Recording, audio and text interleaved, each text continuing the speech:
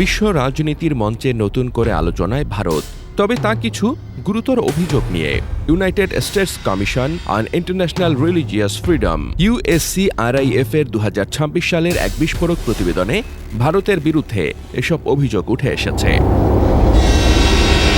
ভারতের হিন্দুত্ববাদী সংগঠন রাষ্ট্রীয় স্বয়ংসেবক সংঘ RSS ও গোয়েন্দা সংস্থা রিসার্চ অ্যান্ড অ্যানালাইসিস উইং ড্রয়ের ওপর নিষেধাজ্ঞা দেওয়ার সুপারিশ করা হয়েছে মার্কিন কমিশনের সেই প্রতিবেদনে।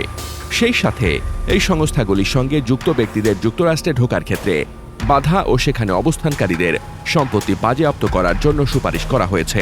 ওই প্রতিবেদনে ভারতের ধর্মীয় স্বাধীনতা বিঘ্নিত হচ্ছে এবং বিভিন্ন সম্প্রদায়ের ওপর আক্রমণের ঘটনা বাড়ছে এই বর্ণনা দিয়ে ভারতকে রাখা হয়েছে CPP অর্থাৎ কান্ট্রি অব পার্টিকুলার কনসার্নের তালিকায়। যুক্তরাষ্ট্রের ওই প্রতিবেদনে ভারতে সাম্প্রতিককালে ঘটে যাওয়া কিছু ঘটনা নিয়ে ধর্মীয় অসহিষ্ণুতা ও সংখ্যালঘু সম্প্রদায়ের ওপর একাধিক হামলার কথা তুলে ধরা হয়েছে। ভারতের বিভিন্ন সরকারি নীতিরও সমালোচনা করে বলা হয়েছে সেই নীতিগুলো নির্দিষ্টভাবে সংখ্যালঘুদের নিশানা করে তৈরি করা হয়েছে।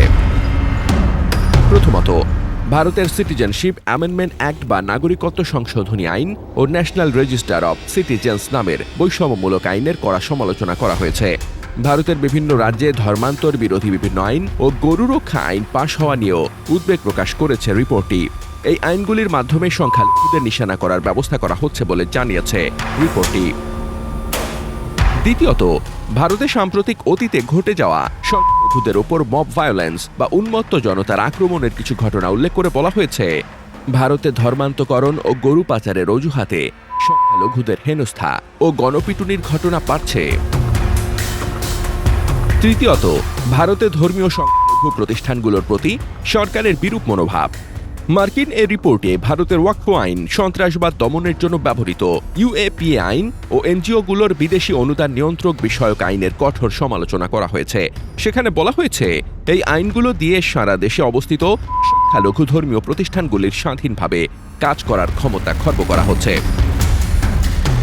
চতুর্থত, রিপোর্টটিতে বিভিন্ন সংখ্যালঘু সম্প্রদায়ের মানুষের ঘরবাড়ি ও উপাসনালয় ভেঙে দেওয়াকে কেন্দ্র করেও উদ্বেগ প্রকাশ করা হয়েছে। কমিশনের রিপোর্টে ভারতের বিরুদ্ধে একগুচ্ছ নিষেধাজ্ঞার সুপারিশ করা হয়েছে। এই সুপারিশগুলির মধ্যে রয়েছে ভারতের গোয়েন্দা সংস্থা র ও হিন্দুত্ববাদী সংগঠন RSS এর উপর নিষেধাজ্ঞা ও এই প্রতিষ্ঠানগুলোর সঙ্গে যুক্ত ব্যক্তিদের সম্পত্তি বাজেয়াপ্ত করা ও যুক্তরাষ্ট্রে তাদের প্রবেশের নিষেধাজ্ঞা জারি। এছাড়া ওই রিপোর্টে যুক্তরাষ্ট্রের আর্মস এক্সপোর্ট কন্ট্রোল আইনের 6 নম্বর ধারা ব্যবহার করে আমেরিকার সঙ্গে ভারতের ভবিষ্যৎ বাণিজ্যিক, সামরিক ও দ্বিপাক্ষিক সম্পর্কগুলোকে ভারতের ধর্মীয় স্বাধীনতা বৃদ্ধির জন্য ব্যবহার করার সুপারিশ করা হয়েছে। তবে ভারতের পররাষ্ট্র মন্ত্রণালয় এক বিবৃতিতে মার্কিন কমিশনের এই রিপোর্টটিকে একপেশে দাবি করে তা প্রত্যাখ্যান করেছে। পাশাপাশি যুক্তরাষ্ট্রে অবস্থানরত সংখ্যালঘুদের নিরাপত্তা নিশ্চিত করতে ওয়াশিংটনকে পরামর্শ দিয়েছে ভারত।